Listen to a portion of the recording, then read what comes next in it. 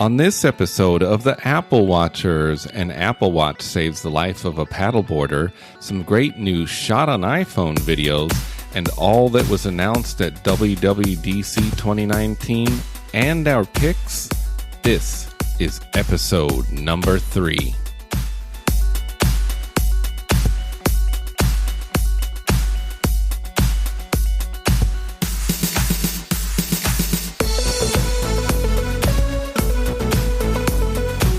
Welcome to the Apple Watchers, a podcast about the Apple Watch and more. This episode and every episode is brought to you by me and Jay-Z, aka Jonathan Zarko. All right, let's get started.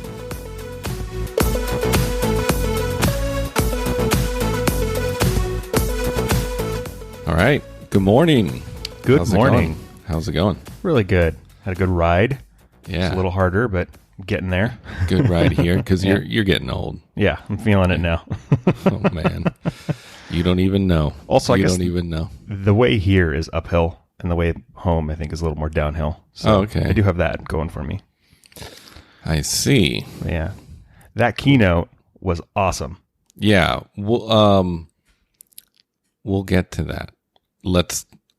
Why don't we go over a few stories? Okay. First. All right. I'm just so excited. I know. I figure we'll save maybe the best for last.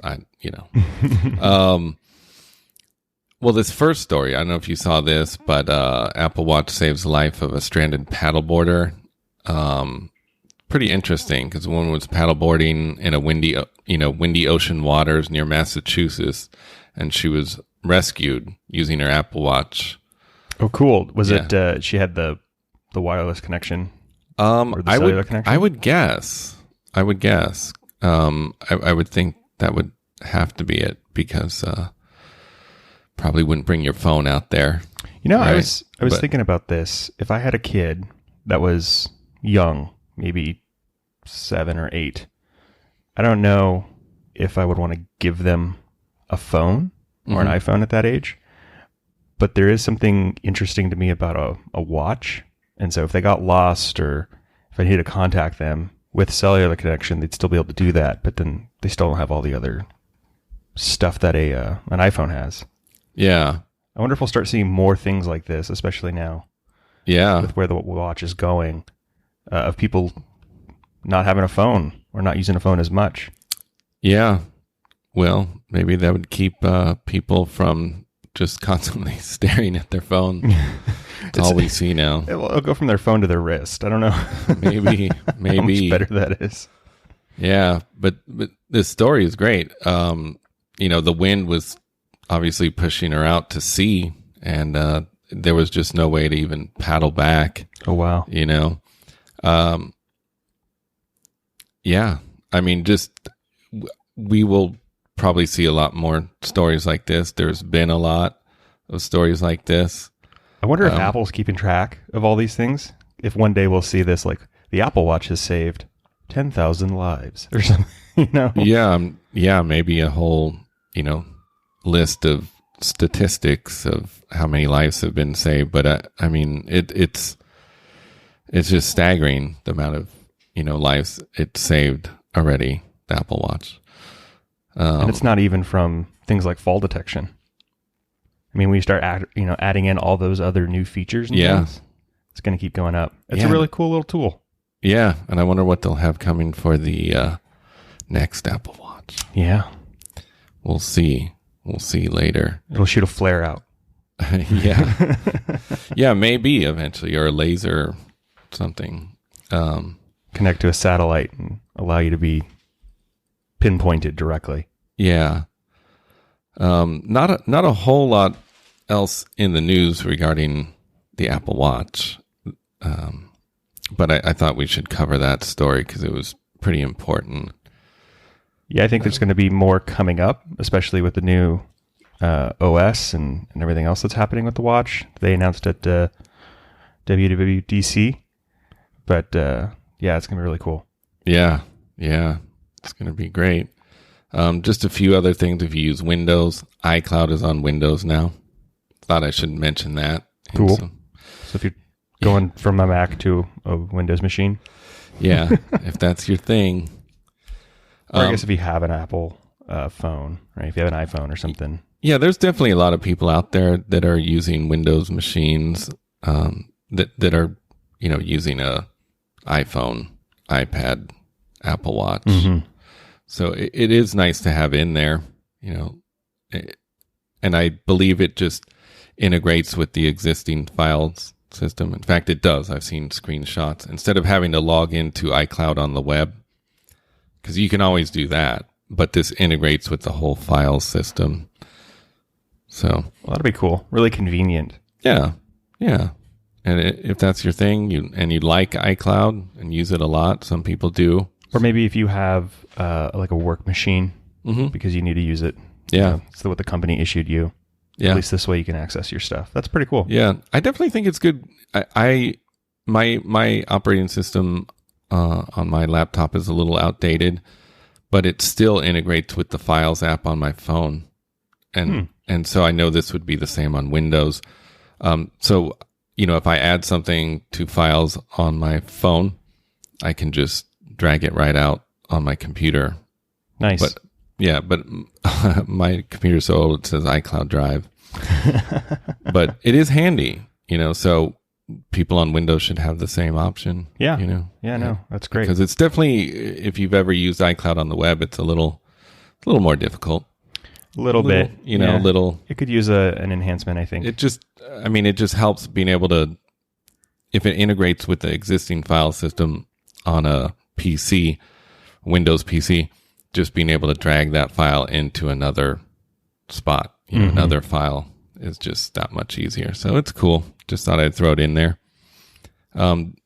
These other two stories are just a couple photography videos that Apple released. Won't really talk about them much. I just like to throw them in there because they're always stunning. And both of these I'll put in the show notes, and it's worth checking out. Really cool videos. One is Spanish ads focused on the iPhone XS. Well, but the content that's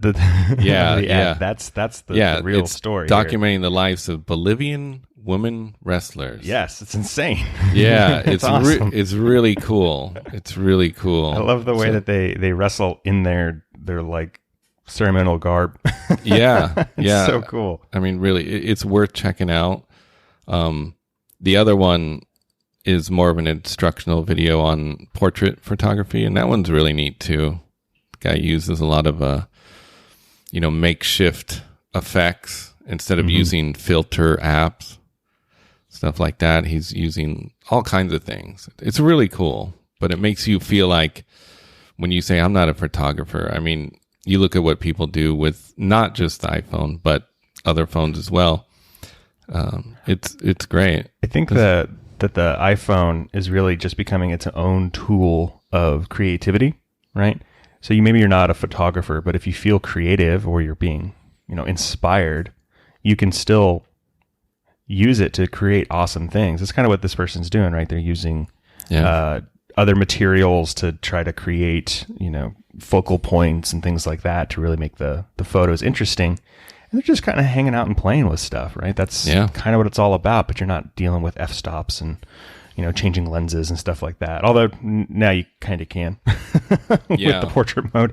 But there's a lot of experimentation that happens in that. And I think that's a lot of art making, right? So they're making it accessible to people, which is really cool.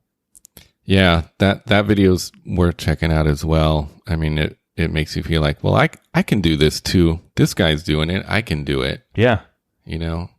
So you get people to follow you on Instagram, and then you become an influencer and make millions of dollars. Yeah. Not really, but you can dream. Yeah. Anyway, that's there wasn't a lot of stories this past couple weeks, so everyone's busy writing about all the new stuff. So yeah, that's what really stole the show was the show WWDC 2019. And I apologize, last week I didn't mention, for people who don't know what that is. That is Apple's Worldwide Developers Conference. So just wanted to throw that in there. Some people may not know, and they're like, WWDC, what are you talking about? What that a rap group or what's happening? Drop in 2019. Yeah, so they do this once a year. And they kind of go through, talk about the new OSs, the operating systems, the new software. Sometimes they'll announce new hardware, which they did this time, which was really cool. Yeah. And they do it because they're going to start showing the developers how to use or the new features in these new operating systems and stuff. So it's like a whole week-long deal, but it starts off with a giant keynote where they show all of the cool new things that your devices are going to be able to do soon. So I think it's actually a really great tool. It helps get all of the people excited about it. It allows people to learn from Apple how to utilize some of the new technology. And that's how we end up getting cool new apps and software and stuff like that. Yeah. Yeah. And this one in particular, because I think you and I have been watching for a while. Yeah, since Steve. Yeah, since Steve. And I would say this one was probably the best one that we've seen without Steve. Yeah, I'd agree with that. I've seen some where Tim Cook, even some of the other guys, they don't look comfortable, and they're having a hard time. They look nervous. This one, everyone looked like they were in their element, and I think the only flub was the iPad OS, and I don't remember that guy's name, but it was someone that I'd never seen before. But and he just had some problems with the gestures. Mm-hmm. And I don't fault him for that. I actually like. That shows that they were using actual software. Yes. And they understand that, it's 3 fingers. Like, this is still a new thing I got to do. But he was able to do it, And it also means that people probably won't use it. They're not going to remember those gestures. And then if he was having a hard time, you'd probably have a hard time, or, I don't know. We'll see. Maybe he was nervous. Yeah. He seemed a little nervous. Yeah. Everyone else was definitely, in their element. What I did notice is there was a lot of kind of inclusivity that was included in there. Mm-hmm. Like there was the woman that was in the wheelchair. And I was happy to see that because you know what? It didn't feel forced to me. I didn't feel like any of them were just there because of a disability or something like that. But they were actual contributors and they were showing it, and it's just... like that's part of the organization and the world now. Yeah. And I think that's awesome. Yeah, it was great. Craig Federighi. Man, this guy. He was on fire. That guy is like a rock star. Yeah. The rock star of OS announcements. Yeah, I'm surprised that they're not going to do some like Apple movie with him. Man. I mean maybe in the new service. Yeah. We'll see him turn into some, Apple streaming service star. Yeah. He's really cool. Yeah, he's great. I'm a little bummed that he's not really on social media because it would just be good to tweet at him. Yeah. I felt like I wanted to compliment him because he did an incredible job. He really did. We just see if we could find his email. Yeah. It's a Craig.Federighi. It's out there. Yeah, I thought about that. I don't know if he'd respond or even if it's him responding, but I wonder too if he's someone that could possibly be the next CEO. He certainly has the charisma. Yeah. And I think he has some business acumen about him. It'd be very interesting to see. It does feel like he might be being groomed, for something like that. It'd be really interesting. I mean, it just seemed like he did almost half of the announcements. I mean, he did a lot of it. Yeah, there was a bit. A lot of it. Came out a couple times. And there was no Phil Schiller this time. That was interesting too, yeah. I know I've heard on other podcasts he was there along with Johnny Ive, Yeah, there wasn't any Johnny Ive voiceover on anything. No, there's a video, but they didn't show it. Oh, interesting. Okay. Yeah, there is a video for the Mac Pro, but they didn't show it at the keynote. So, but they couldn't show everything. Yeah, there's just too much. We're gonna try to get through this summary, maybe a rapid fire of this summary. But even this article from Macworld that supposed to be a complete summary, does not cover everything. Yeah, it's an incomplete complete summary. I just what made this event so good is that there was things that you and I wanted to see. A lot of those they gave us. Yeah. But then they just said, here, have this too. Oh yeah, and this. You weren't expecting this. Have this too. Oh yeah, and take this. And it was just incredible. Yeah. It was just incredible. They did a lot of like crowd pleasers and then more. Yeah. So I think that's what they meant by those invites with the exploding head, because when that event was done, I felt like my head exploded. And I know I texted you right away. I texted my fiance, like, that was awesome. It was really good. It was incredible. Well, let's see if we can run through some of this briefly. tvOS gets a new home screen, multi-user support, control center. I think that's lyrics really good. in sync. That one's kind of cool. You can do karaoke in your own home. Perfect. Game controller support. Yeah, Xbox and PlayStation 4, right? Yeah, people were cool. cheering like crazy. Undersea screensavers. That's kind of cool. Yeah, it's nice. I do like the multiple. What do they call it? The user sign-in. User sign-in. Yeah. Because it was kind of the same thing like with Netflix. Netflix. Yeah. Oh. The suggestions. There have been times too where my wife is using mine, and I'm like, no, don't play that. I don't want the recommendations from there. Get on yours. Yeah. So this would be great too. I ended up with a lot of romantic comedies in my list prior to that multi sign-in on Netflix. I end up with a lot of cooking shows, which I'm not necessarily opposed to, but I am trying to curb weight.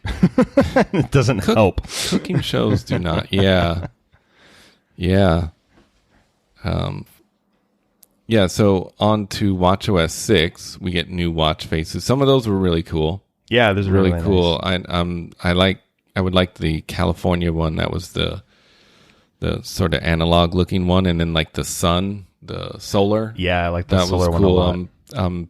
I would be into that for sure. Some of the other ones, the big giant text with the time. Not for me. And it kind of reminded me of other watches. Some of the ones that they had already. Fitbits and stuff. Yeah. Like I was like, oh, it's very modern. My mom would love it because it's huge and she could read it. Yeah, so there's definitely a use case for it. But they already have one large ones, huge. This just looked like a different font, Some people like it, I'm sure. Yeah, some of them look cool. So Taptic chimes, those were kind of neat. That was, I guess, on the hour, every hour. I'm a little nervous about this one, to be honest. Well, I will not enable that. I wouldn't either. I had to cut back on the alerts. Yeah. Like when I first got the watch, oh my God, every alert was going. I was like, this is neat. This is so cool. And then just being tapped all the time. Yeah. Like my brain just... It gets annoying fast. Yeah. So I've really cut down on the alerts. What I'm concerned about is I work in an open floor plan.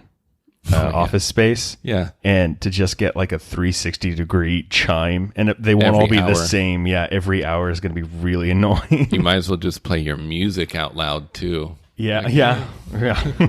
Just add that every hour too. Yeah. And now Beastie Boys. Yeah. Yeah, so now there'll be built-in apps that don't have to be on the phone. That's awesome. Well. I'm super excited We're getting about a calculator app. We're getting voice memos. Some of those, hard to believe they weren't there already. Mm-hmm. We're getting, independent apps. That's pretty much what I just said. The Watch App Store. That's pretty cool. I'm really excited about this because I think it means that people will start developing more watch apps, right? Yeah. I think before that might have been a little bit of a barrier, is that you had to have like an accompany app. Or you had to do some integration with the phone. Yeah. But if you can do it completely separate, independent, and there's a store where it's easier to find and discover, I think this may be the nexus point, right, before all of a sudden the app market for the watch explodes. And there's so much cool stuff that we could be doing. Yeah. Yeah. Hopefully it leads to the watch just to be more independent. I know I said it on the last episode, but people that use Android phones. It would, Yeah, then you could have that with your Android device. I feel like their sales would double. Because there's a lot of people that want the watch, but maybe they don't want the phone. I wonder if you could integrate, or if you could build a like an Android message app, so that if you had an Android device, then you could still get the notifications on your wrist. I don't know. Like companion apps. Yeah. Might make it work. Oh, yeah. Oh, and I was going to say regarding the independent apps, there's some apps that have been made, for the Apple Watch, and they're on the phone, and the phone app literally does nothing. Yeah. So this would alleviate that little... It's just a placeholder. Stores some data, but doesn't do anything. Yeah, it doesn't do anything at all. So there's some new features for developers. We won't get into that too much. Activity trends, that's pretty cool. This will be interesting to see, especially because it'll go back from the last 90 days. And so we were actually talking about this in my office because we moved from the 4th floor to the 2nd floor. And so for the last few days, for the next, I think, probably 60 days, where our team is split. And so a lot of us are going up and down these stairs all day. Yeah. Well, eventually everyone's going to get moved to that 2nd floor. And so I could very much see this all of a sudden saying like, hey, you stop taking the stairs. Yeah. I mean, I'm on the fence about activating. I don't know how it's going to work. And I haven't looked at any videos or, from developers right now to see how it works or anything, but I don't want to, I haven't been that active the past few weeks or so. And I really don't want to see those trends. Like I don't use screen time because I don't. You don't want to know. No. And I think I've mentioned I use my phone for audio a lot. Right. So screen time isn't really an issue, I don't think, for me. A lot of audio. I power down a lot of audio. But I don't know if I want to see my trends. I mean, I guess I'll try it. Well, if you're see and then see if I can turn it on or off. Yeah, it'll start you off. It'll give you a baseline, right? So if you're not active now, just don't be active for the next 90 days. And then it'll be like you're on par with where you've been. That's right. And then all of a sudden, if you do get more active, it'll be like, hey, you're more active than you were before. Yeah, and maybe I can set really low goals. Yeah. How many steps is it from the bed to the kitchen? Yeah. Do that 5 times. Or more like the bed to the bathroom. So they have a hearing health. That'll be really cool. It looked like they were using, almost like it's an app. And you could use it as a complication and just raise your wrist and hear, or your watch can hear and measure the decibels. I think it was also doing that in the background, though, right? Yeah. Where if you just walk through a construction site, all of a sudden to be like, you're in an area you're going to be experiencing some hearing damage. So I think that's really cool. Yeah. I wonder if it will also pair with the Apple AirPods and can like detect how loud you're listening to something as well. If it's, even if it's something you're doing to yourself, be like, hey, you might want to turn this down a little bit. But this reminds me of something else we talked about in one of the previous podcasts, which was the whole idea of it being able to detect toxic environments potentially, Yeah. So I wonder if this is the actual manifestation of that, or if there is another thing where they're looking to see about collecting an actual biometric sense, something later on to be like, there's poison in this area, radon or something. Yeah. That would be cool. But I would definitely like what you said is, I'm wearing AirPods all day. And I would like to know if I have it too loud, because sometimes sounds around you can't even control. Right. I mean, if an ambulance drives by and it's blaring at a whatever, really high decibels, there's nothing you can do except, put your fingers in your ears. Yeah. Yeah. I wonder too if like you're in an area but you have your AirPods on, you may be pushing the volume up. That's true. Higher to accommodate for that extra ambient noise around you. And again, that's all kind of contributing Yeah. Well, that can happen at work when you're trying to cut out the sound of your coworkers. Yeah, the chime every hour. Yeah. I'm going to get a noise alert every hour when 85 other chimes go off. Yeah, see, you're going to have your chimes go off, and then people are going to be jacking up the volume in their headphones. Yeah. Not good. Not good. So cycle tracking's coming in, and this is under Watch OS, but it's actually for iOS as well. So, and this is a great feature for women. Yeah, I saw that there were a couple of different apps already like it in the market. So to have this integrated into Health app, I think is going to be really cool. Definitely. Because obviously we're not familiar with using these apps, and I don't know how well some of them have integrated with Apple Health. So it's true. I don't personally have one, nor does my wife right now. But I've just seen them before when I was searching through other health apps. Yeah, and I mean, it's a good thing to put in there, and it seemed to get a really good response from the audience. I do think we may be looking at something like this soon, because we're thinking about having kids in a couple years, and so this will be a really helpful tool. Yeah. But it's also good to know just kind of if you're trying to not have a family, right? Yeah. Kind of understand where you are. So really cool. Yeah. Very cool stuff. So on to iOS 13. I don't know how we're going to power through this because it was epic. Oh, I'm so excited. Besides where to start. Yeah. So performance, I'm glad that they mentioned that, because I will always say this, and I've said it 100 times, but iOS 11 was not about performance to me. And iOS 12 has been very stable, and I would rather see iOS 13 be stable than just like, here's 100 new features, that might just overwork the whole system. Or make it shaky and less stable. So performance, yes, that would be great. I'm excited about Face ID unlocking 30% faster. Yes. That was one of the things when the 10 first came out. It was like, Face ID, people ask me, how is the Face ID? It's good. It's reminiscent of the first Touch ID, which took a little bit of time, and you had to, it wasn't a blocker, but you could definitely kind of feel it. Once they started improving on it, it just became seamless. And when I went to the XS or the 10S, Face ID did get a bump, and I could tell immediately how much better it was. I'm really excited to see that get even 30% faster. Yeah. Because I think that's getting closer to that area where it becomes invisible. You don't even see it anymore, Yeah, and I didn't have the 10, so I wasn't familiar with how it worked then. And I have no complaints about it now. So making it 30% faster, that's great. Yeah, maybe I think they might have done some optimizations to it since then when the 10S came out. So it probably got a little bit better. Yeah. But yeah.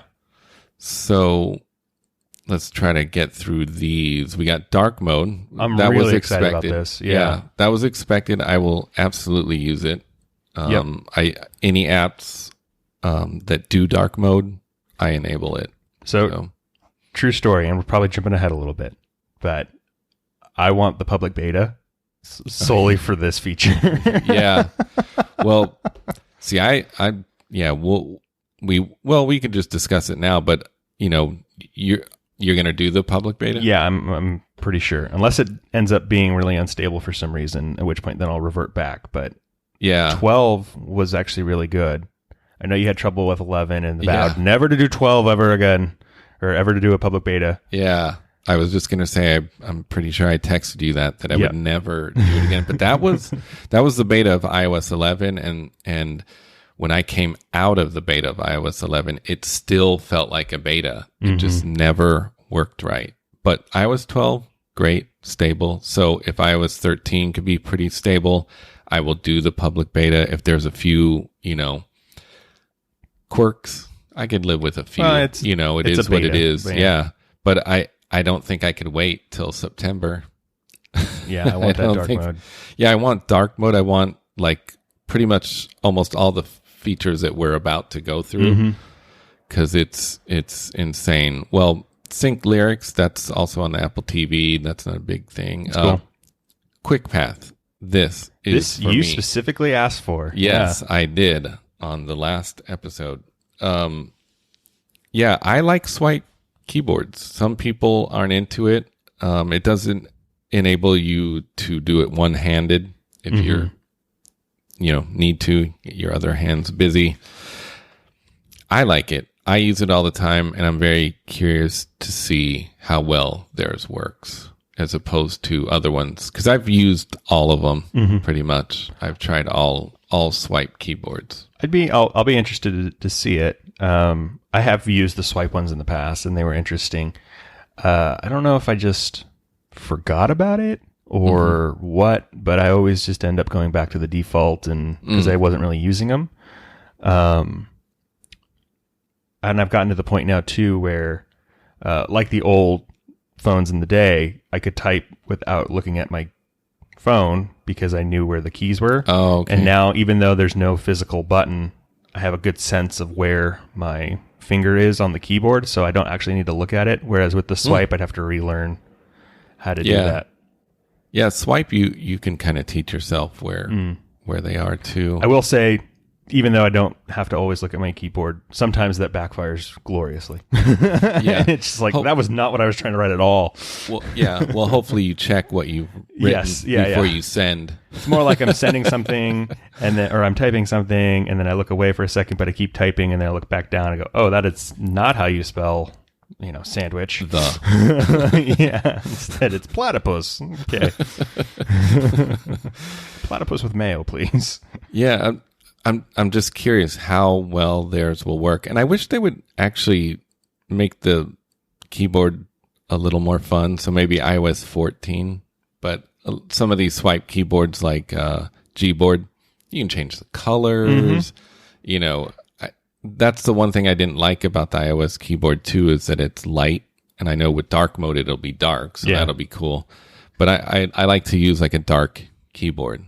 So that's I wonder if they've set up the dark mode so that later on they could almost just sell or offer themes. So instead of dark mode, you have Safari theme, and it changes all the fonts to look away and changes backgrounds to have different effects on it and adds different colors and things like that. Yeah. So that'll be interesting to try. So moving on, Safari, new quick font sizing options. That's cool. Mail, much richer text formatting. That's pretty cool. I don't use their mail app still. I would like to see even more functions in their mail app. Notes looked real nice. Yeah, I like the dark mode version of it. Yeah, dark mode. Exciting. It has like a gallery view. Yeah, that'll be cool. Kind of looks like tiles. That was really cool. Reminders. We asked for that too. Yes, I'm really happy to see that. I think it's gonna start it's gonna look good, or it looks good, and I think some of the extra features, the intelligent text recognition for dates and stuff, is gonna be cool. Yeah, that'll be a added plus.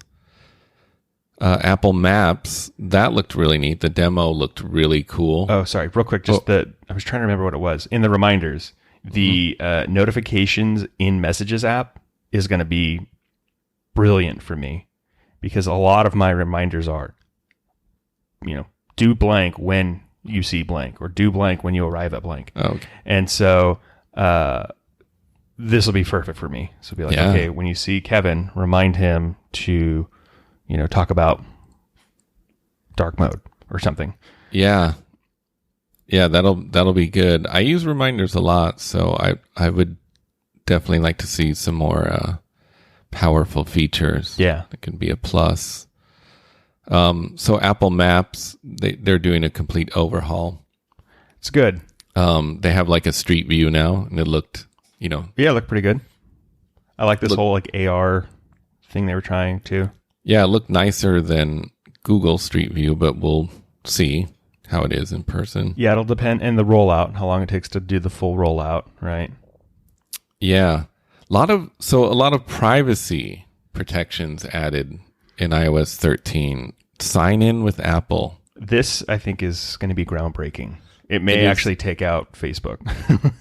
Yeah. Well, man, I mean, whenever I see those sign in with Facebook or Google, I'm just like, oh, I don't think so. I think I'll just use my email. But then you get all these emails. This is fantastic because it sends whoever you're signing into an encrypted email with it's just like not even get rid of it. Yeah. So you don't even have to receive email from whoever it is you're signing into.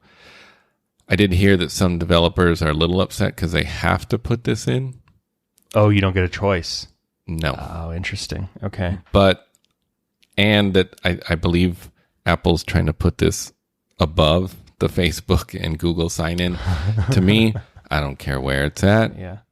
I mean, really, like, so it could be at the bottom, and I'm going to just glance right over Facebook and Google. Facebook and Google had to be alerted that this kind of a thing was coming or happening.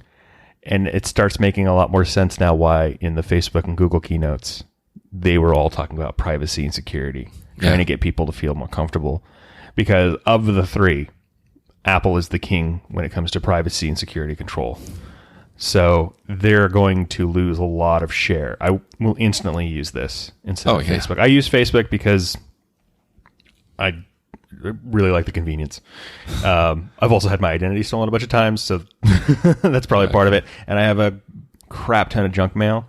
So maybe once this rolls out, what I'll do is I'll go in and I'll re-log into everything with my Apple account or link my Apple account to everything and declare email bankruptcy, start over with a new one.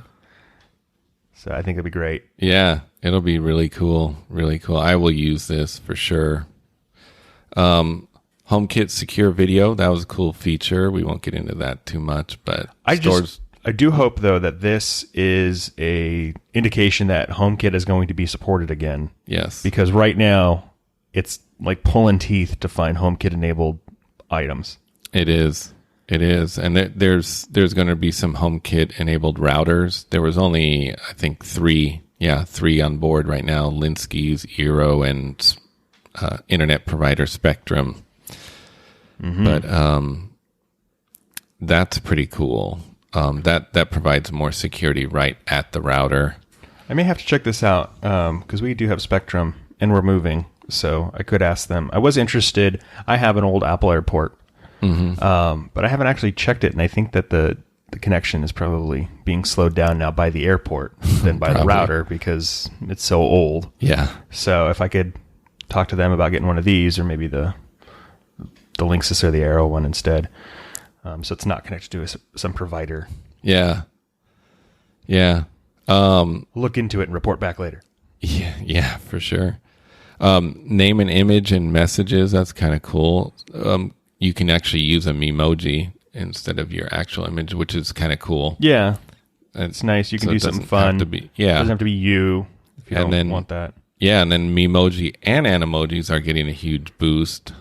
We saw a demo of makeup, and you can even have AirPods. Yeah. The stickers in texting and stuff, is that a bigger thing with maybe younger people? I don't use them a lot, but I also don't have any connection to teenagers. Yeah.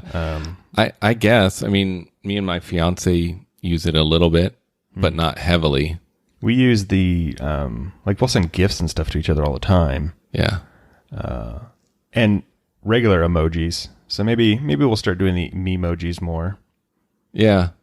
Well, this you can kind of do it now, send like a still, but it's, I guess they're making it easier and kind of different features and whatnot. Anyways, moving on because there's still a whole bunch more photos. That was great. The camera app itself has better editing tools. That I've always wondered why they made it so difficult to kind of adjust the color and the brightness. Yeah. I mean, it's a little janky right now, and now it's just laid out there, and you can do contrast, and I just don't know why they didn't do it sooner, but I'm glad to see that they're doing it. Well, kind of like what we were talking about before, right? Those features used to be, I think, for more power users, more people that were really getting into those fine-tuning things, and so it wasn't really as thought about for more of a mass use. But as people have gotten really into doing mobile photography, more and more people are starting to engage with those features. So I think them putting it forward is probably making it more accessible to the masses. Yeah.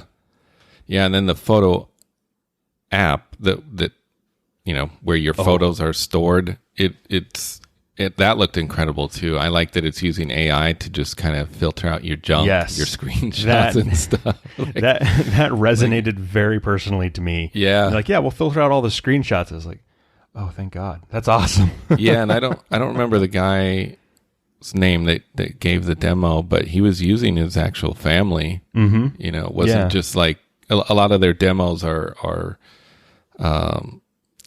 fake, just models or whatever. And this was great. It was actually his family. I wonder if he insisted on that. It's like, no, everyone's going to see my child. Yeah.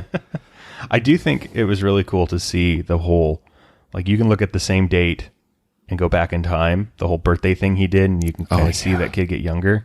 Because, we do similar things with, trips to Disneyland or birthdays and other celebrations. And so it'll be really cool to kind of go back and almost look at it like a diary, Yeah. I'm curious to see the AI that's selecting, the best moments. I'm hoping there's got to be a way where you can override them or something if, the AI thinks that you're smiling really big, but in actuality you're coughing or something in the middle of it. And so being able to swap those out. But I think this is really cool overall. Yeah.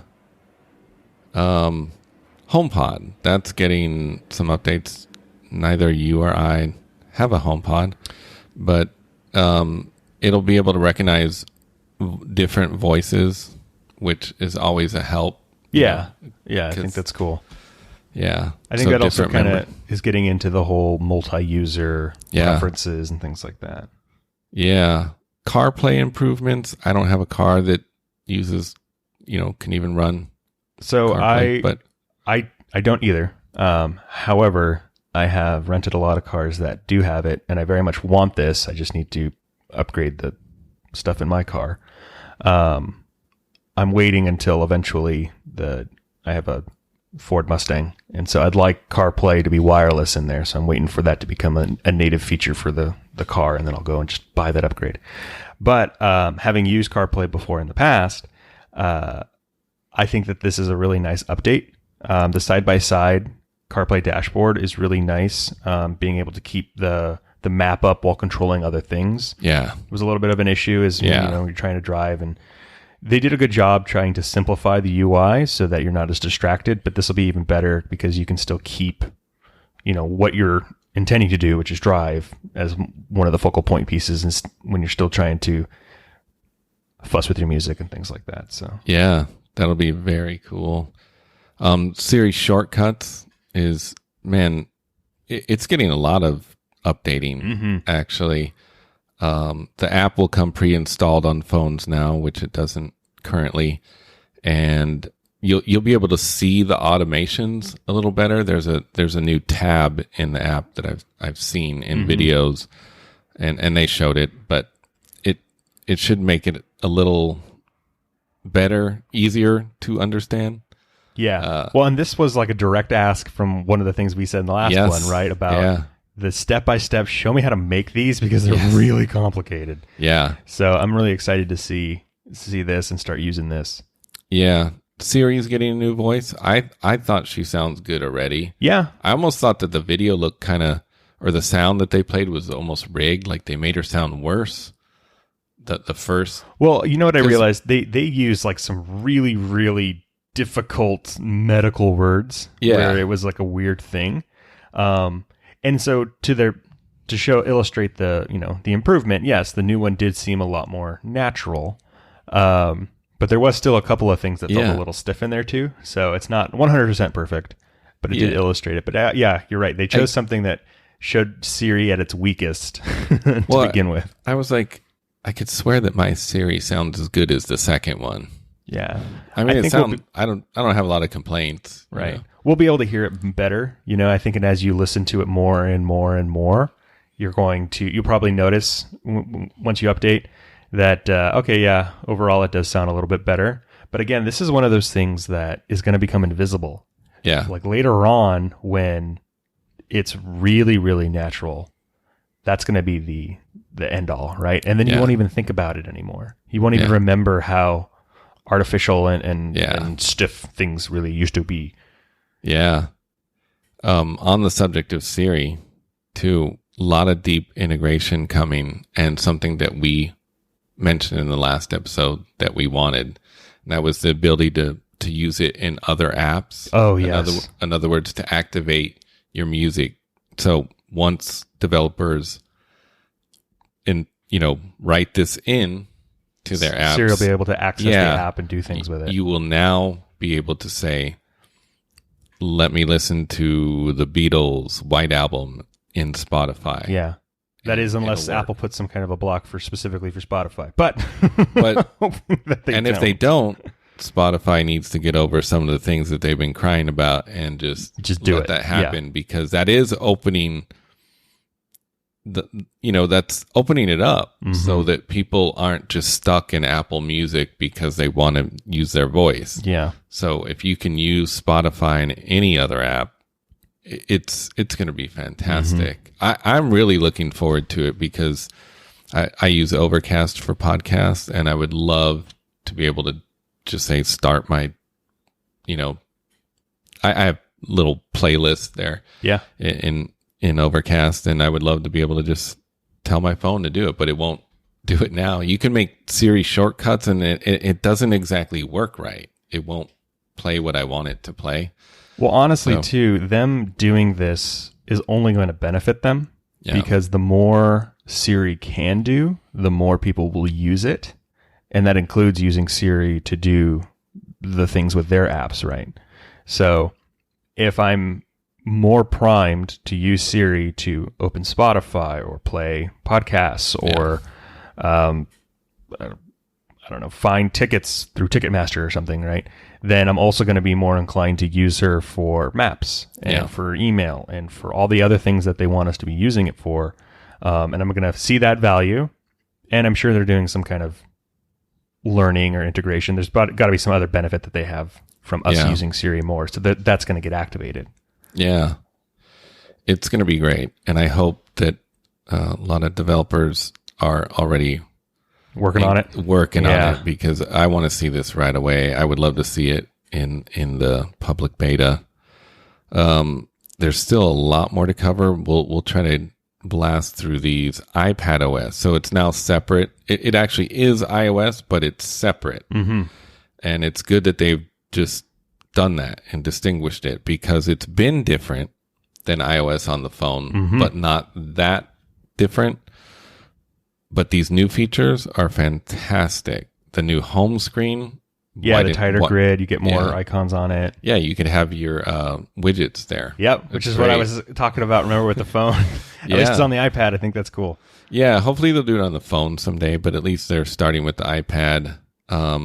Slide over improvements. There is something in here that I wanted, and you could do split screen on the iPad now, but not within the same app.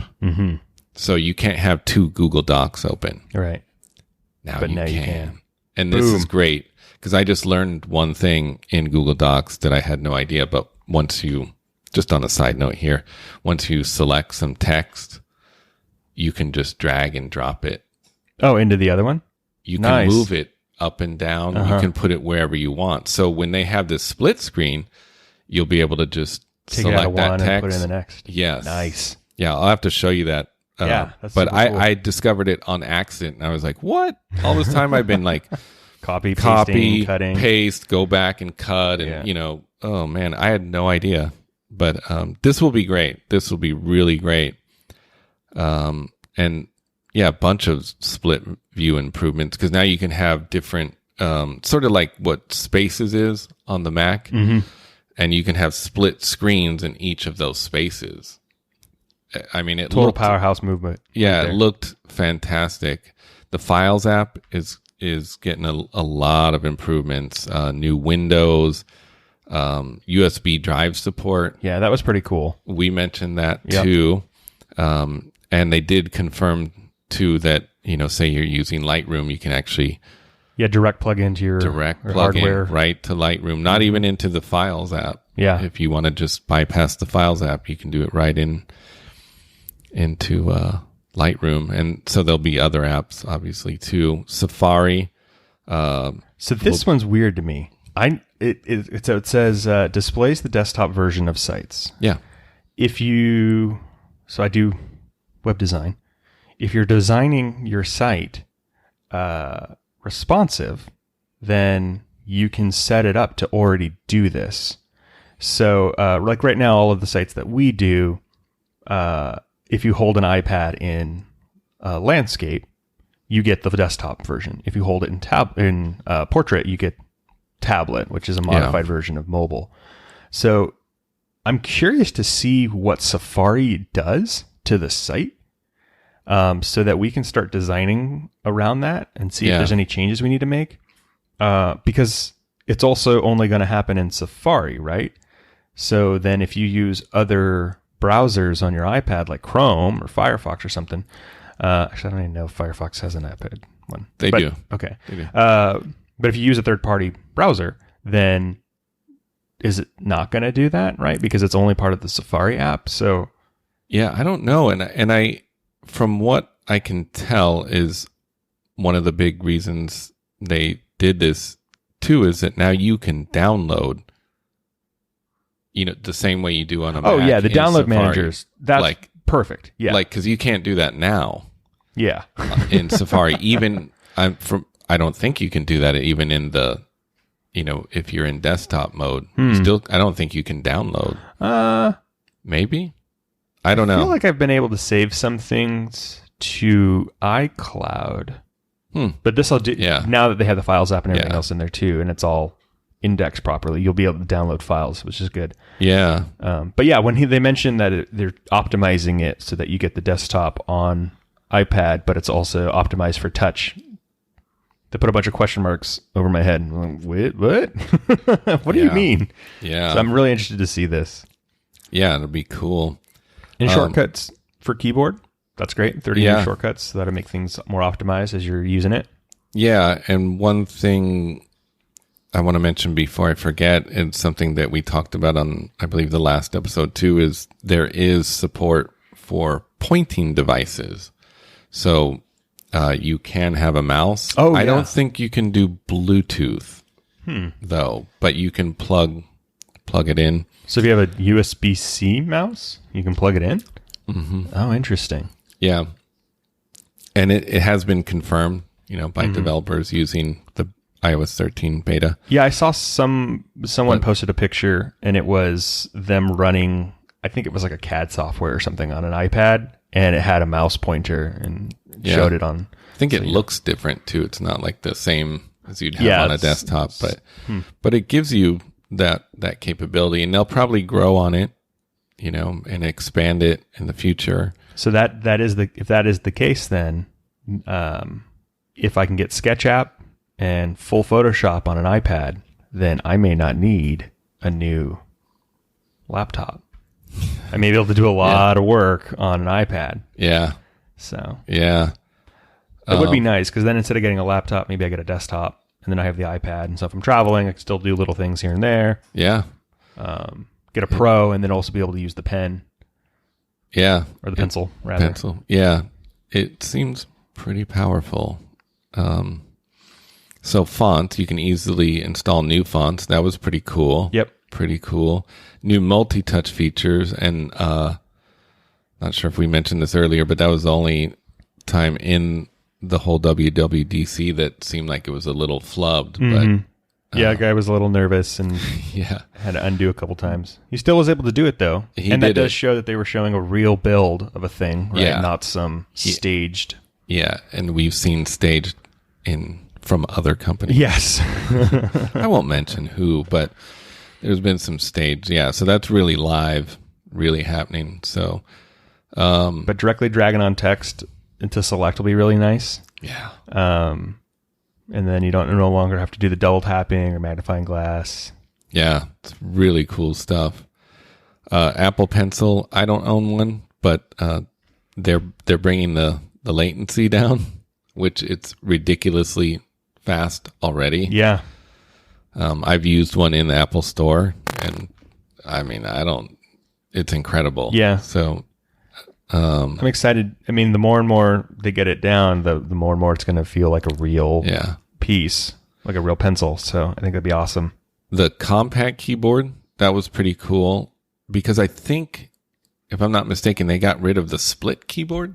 Oh, why would they do that? I don't know. I could be mistaken, but I could small swear. One's nice though, because you're using one hand. Yeah. You know? Yeah, this is definitely a cool feature to add in there.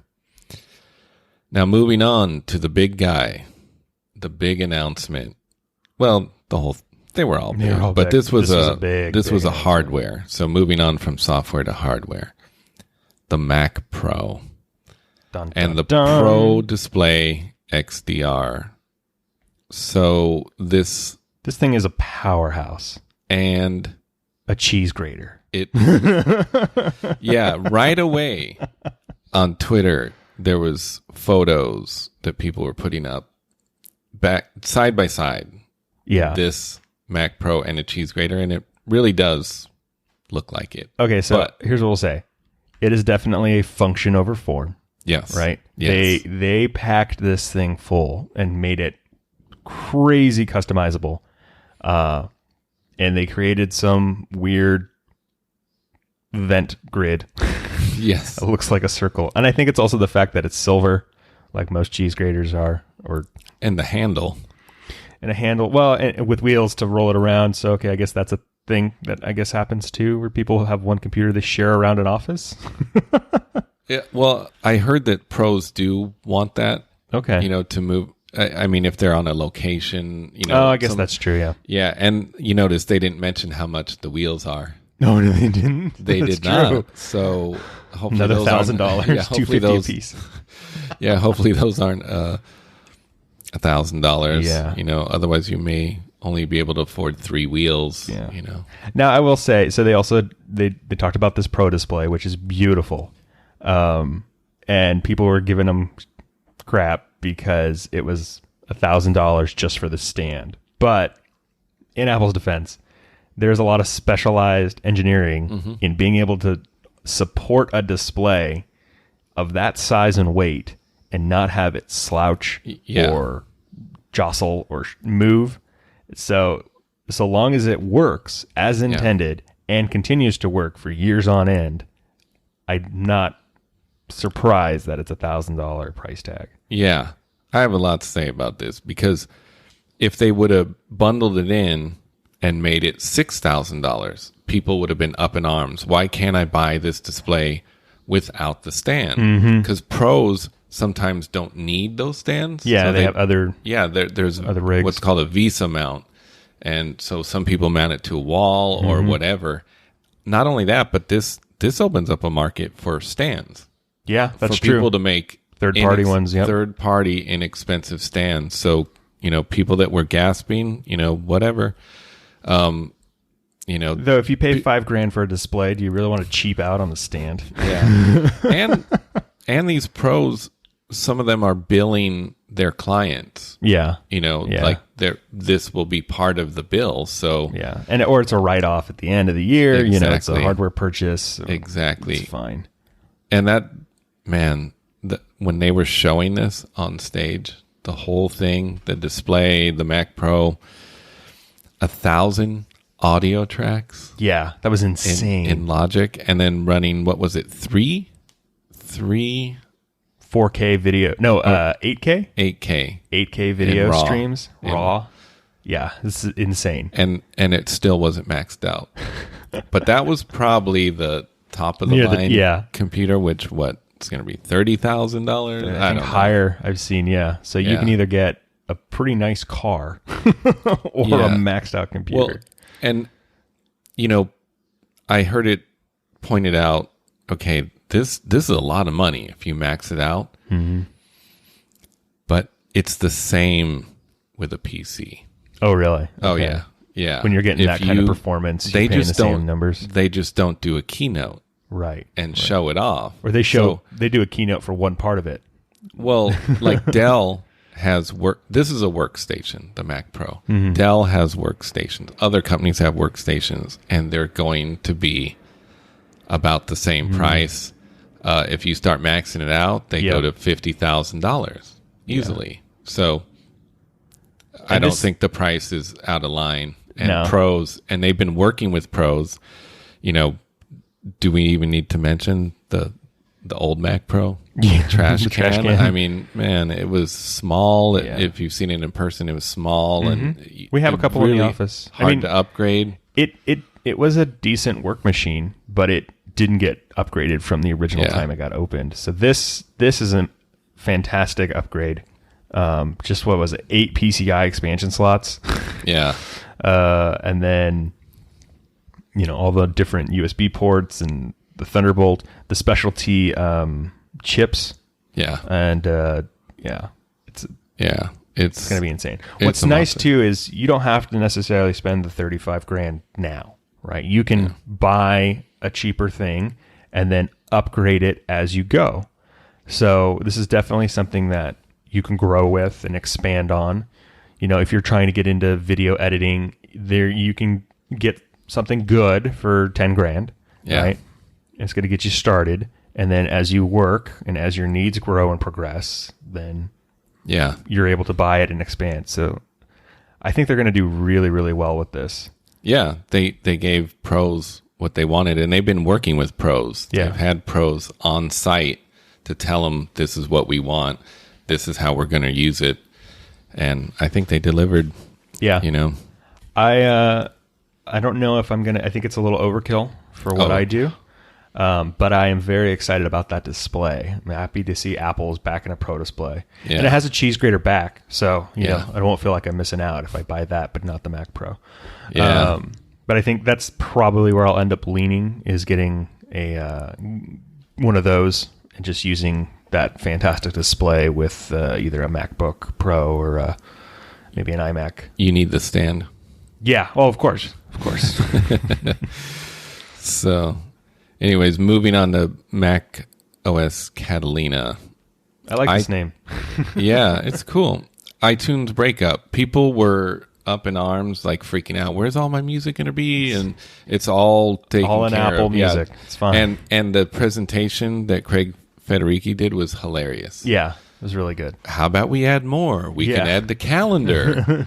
We could add this. Safari. Yeah, nailed it. Yeah. No. Yeah, that was fantastic. And I think they did the right thing. iTunes was just, it's been kind of a mess. And one of my favorite things he said is like, now when you plug in your iPhone, nothing happens. And I was like, yes. Yeah. Why did it need to be in iTunes? Oh man, that drove me nuts every time. Because I'd plug in my phone at work just to charge it, and all of a sudden iTunes pops up. I'm like, I don't even use you. I should just delete it. But then exactly.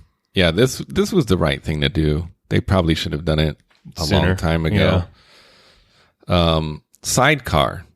This is going to be awesome. You can use your iPad as a second screen. You could also use it as a drawing device with your Apple Pencil. So this is really cool. Yeah, that's Cintiq.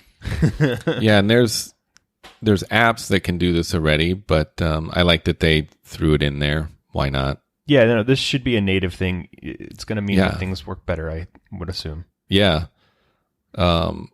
Voice control on the Mac and iOS devices. This was amazing. Yeah. The demo was incredible. If it works that good, it was incredible. And I like that these were things, a lot of these things were not expected, and they just threw them in. Here, have this too.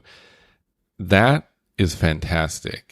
I think this is also indication of just the strength and technology that they've been developing for other voice commands. Which is part of the reason why Siri's been getting better. And, you know, you need to be able to understand and hear the person to be able to use this properly. So it's an amazing feature for the disabled or anybody who wants, you know, to just not be able to touch their phone. Yeah. Like imagine you're trying to cook, you know, or bake, and you have your hands deep inside of a thing of dough, and you're like, okay, scroll. I need to see what the next step is. Yeah. I'm really excited about this. Yeah, it's fantastic. It's great, man. Find My. It's not called Find My iPhone anymore, and they should have probably done this a long time ago. Mm-hmm. This will be very cool. I've heard rumors that they're coming out with a tracking device too. It's shown up in some of the code. Oh, interesting. So that you can just like apply to something else. Yeah, like Find My keys. Yeah, there's already products like that. Yeah, Tile I think is one. Yeah, Tile. This would be cool. I'd be down for that. Yeah. Honestly, we've said this before in one of the past ones. My the ability to make my phone make a noise from my Apple Watch is one of my most used features. Yeah.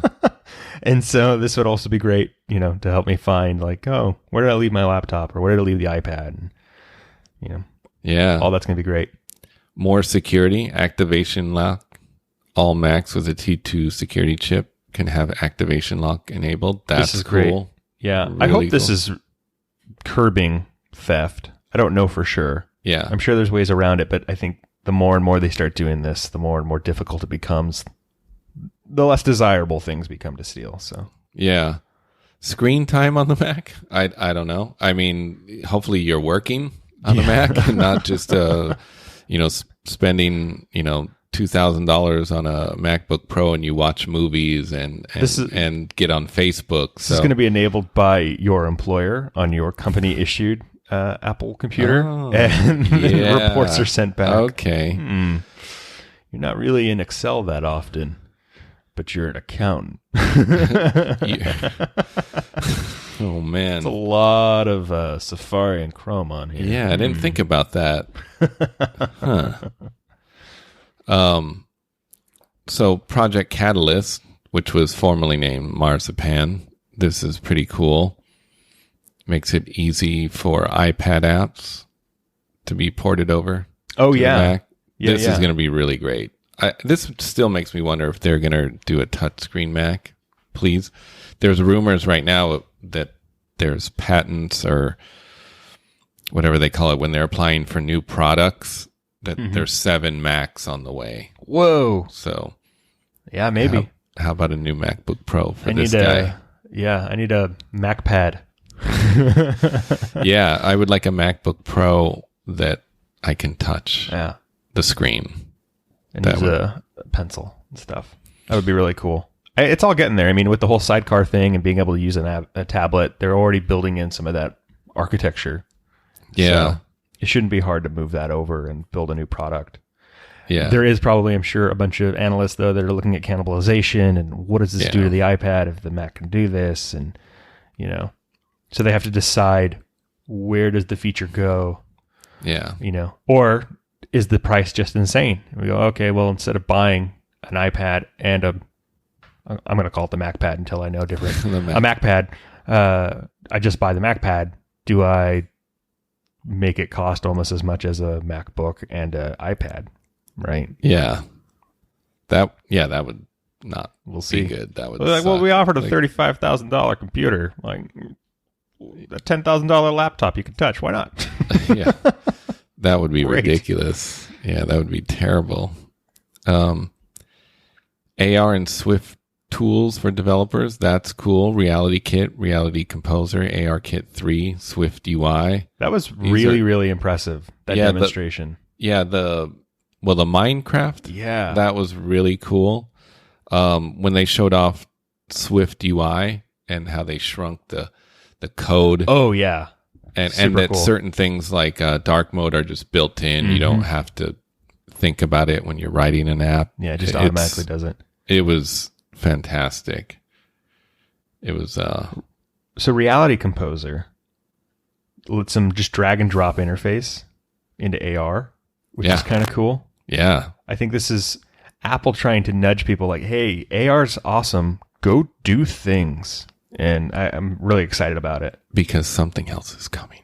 Mm-hmm. I'm sure. Come on. There's been rumors of glasses. And you have to get all this in place. Yeah. All the building blocks in place. You need people to want to and be excited about AR, but have tired arms.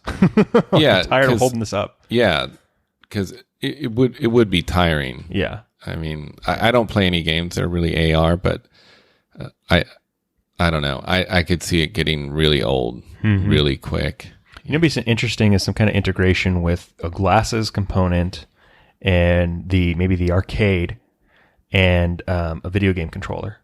So now I can literally be in a room and I'm playing some AR game and I'm using a controller to control it, but I'm also in the room with family. You know, maybe they're watching something else or people are reading and you're not disrupting them, and just having that really nice, easy, convenient experience, I think. Yeah. There's some cool stuff coming. Yeah, very cool. I want to go back a bit here to watchOS 6. Again, just to clarify that watchOS 6, is coming to every watch except the Series 0. So, but that's good. Yeah. Because even going back to the 1 is pretty far back. It is. Because the 1 came out 6 months after the 0. So that'll be good. I like that it's going way back. I think that's testament to how much optimization they've done in the software and also how well the Series 1 hardware was actually constructed. And it's pretty good. Yeah. Yeah, I think that about covers it because we cannot possibly cover everything that was announced and what wasn't announced. There's a lot of articles out there. If you search around, there's a lot of features that weren't even covered because that event was long. It was almost like 2.5 hours long, and they couldn't possibly cover everything. Well, I'd like to do some research into the things that weren't mentioned, and maybe we can go back and make a couple of picks of things we're excited about. Yeah. The next one. Yeah, for sure. I'm excited about a lot of it. So, well, why don't we move on to our picks or favorites and then wrap this up? Yeah. I'll go first. I have this on my watch. It's the Zagg Glass Curve Elite screen protector. I chose this one. I'm part of a Apple Watch group on Facebook, and someone had just recommended it. I had used like film covers, but they never work right because they don't go over the curves. Right. And they will eventually come up. Yeah. And when you sleep, if you're sleeping with your watch, they move a lot. Like if you're sleeping like this, they move, and they look terrible. You just wake up, it's stuck to your forehead. Yeah, they don't look good. They look terrible. So someone recommended this, and they're a bit pricey. I think $40. You know, honestly though, I can't even tell you have anything on there. It looks really good. Yeah, it goes from edge to edge, so it goes around the curves, that's the point you want protected, because that's a lot of those corners are where you end up banging the watch. That's where I have my scratch, is on the side corner. Yep. So this one, it was worth the price. A little tip too, if you have somewhere you can buy it where they install it, it's a good thing to do. Pay for it. I think I paid $7 to have it installed. You were saying, yeah. Reason being is if they mess it up, they have to go grab another one and put a new one on it, no cost. If you do it at home, you only get one. And if you mess it up, you're out $40. Yeah. Now, this one, it looks great. It, has clarity. It has black lines around the side, which I like, but they're a little thick. So certain watch faces kind of see it interfere. Yeah. That's the only thing I wish they would do, is just make them a little thinner. But this thing has been great. You don't ever have to worry at all. I can tapping on it. Yeah. Clicking on it. I mean, I don't have any complaints. It does, I will say, it does move a little bit sometimes, but you can actually move it back. And I've also had it recently start lifting in areas, but you can literally just push it back on. Push it back. That's nice. And it's been fine. It was worth the price. Yeah. So under $50 to have it installed and done. That doesn't seem bad. Yeah. Especially if you're, you're trying to hang on to a watch for a while. You want it to be to look nice for a while. That's the thing too, is if you're going to upgrade your watch every year, maybe you don't want to spend $50. Mm-hmm. I guess this will make me hold on to it for at least 2 years. But that also applies to Apple Care. If you get Apple Care Plus, it's for 2 years and it doesn't transfer to another device. So Apple's expecting people to probably hold on to theirs for a couple of years. Yeah, I wasn't anticipating getting a new one, unless there was some it would have to be amazing, insane new feature. Yeah, it would have to, have a camera, like a great 3 lenses, like it's rumored on the on the other phone, the next iPhone. Yeah. It would have to have 3 lenses, and yeah. I mean, Maybe it sends out a laser, like we were saying before.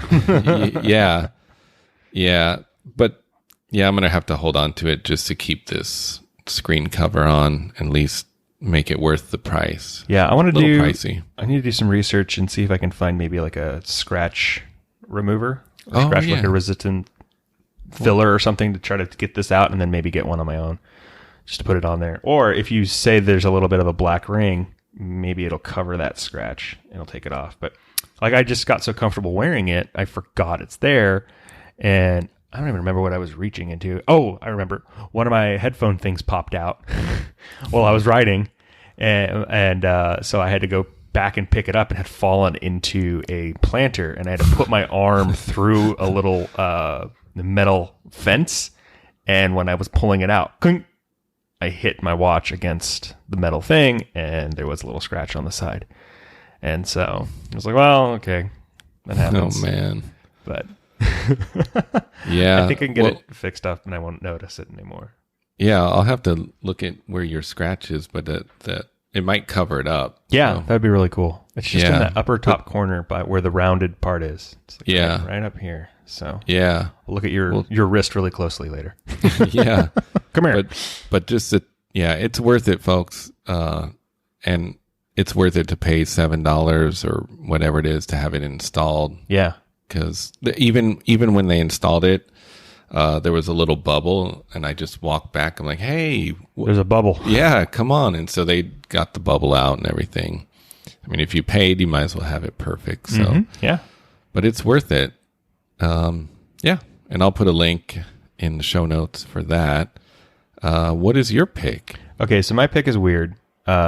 Weird. Yeah, it's not like an app or a piece of jeans. Hardware. It's the Kirkland Select, a hair care product. No, it is a software system, I guess is the best way to, or a service called If This Then That. Okay. Everyone on here has probably heard of it, but if you haven't, it's really cool. You can set up automations. So literally, if this thing happens, then do this. And I found, and I'll put a link in the show notes, but I found a way to set up Siri commands to control the iRobot Roomba 900 series. So because right now, none of the iRobot stuff works with HomeKit. And this is one of my biggest gripes, right? I want to be able to yell at Siri to make the Roomba go. And I had a Google Home, and I can use the Google Home to yell at it. But again, I'm now yelling at multiple services and different things, and I just want to have one thing. So I was able to set up an if this, then that command where if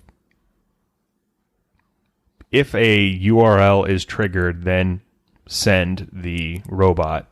And I was then able to set up a Siri shortcut to take a voice command and send the URL command to if this, then that. And so now I can say, hey, Siri, start the Roomba. And sure enough, my Roomba's probably going at home now. My wife's going to be like, it's possessed. What happened? But we can also use Siri to stop it and pause it, which is really nice too. So if this, then that, followed by Siri shortcuts to fill the gap of HomeKit is my pick for this week. Yeah, and that app's, I mean, I've used it in the past a little bit. It's really powerful. Mm-hmm. And I think with the new shortcuts integrations, because Shortcut's going to get really powerful. Yeah. As we mentioned, that there's going to be a lot more integration and a lot more you can do, like a lot more steps. Yeah. And yeah, that's cool. You happy with that? I mean, sort of like doing another review, but your iRobot, does it, your Roomba, does it have a cat detector yet? Because I see a lot of videos where cats are riding on Yeah. It really needs a cat detector. It has a camera on the top. I'm not 100% sure what it uses the camera for. It's supposed to, I guess it's reviewing things to tell if it can go underneath things, I guess. I'm not 100% sure. But maybe it can also find the cat and detect if the cat's on top of it. Well, it's probably just taking, photos of you dressing and undressing. Yeah, no big thing. I mean, or photos of the cat and then put it on the internet. That's how you get all new photos on the internet of cats. And if the cat lays on it, it just probably blocks the camera. It just keeps cleaning in a circle. It's like, I can't get this cat hair out of this area. Oh my God. No, but I do. We like our Roomba a lot. We got the smart one because the thing that I had heard people talk about was that they set the Roomba and then they forget about it.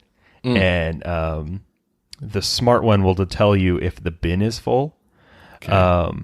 And so that's great because I have it programmed to just run once a week, and then I'll get a notification on my phone that its bin is full. So I go and clean it out, as opposed to it just sitting there and then not running. And now all of a sudden it's been 3 or 4 months. You're like, man, the floors look weird. What the heck?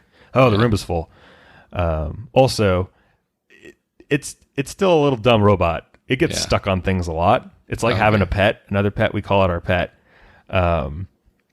And so now I get notifications on my phone when it gets stuck because it sucked up a rug or a cord or something. And most of the time, every time it's had a problem, it's been because we left something down. Yeah.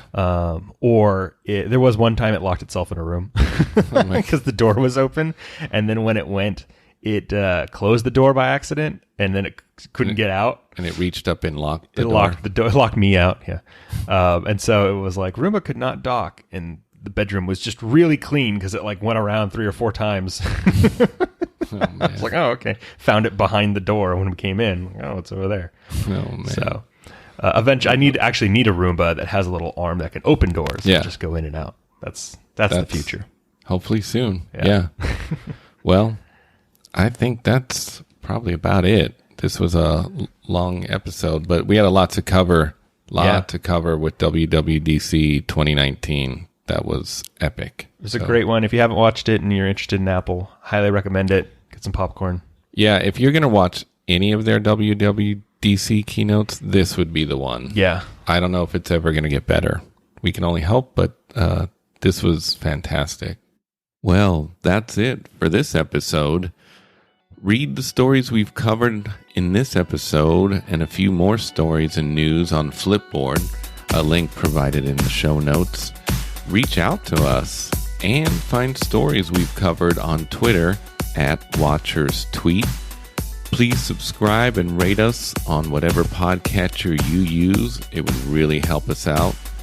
And thank you for listening. Until the next episode, I hope the only complications in your life are the ones on the face of your Apple Watch.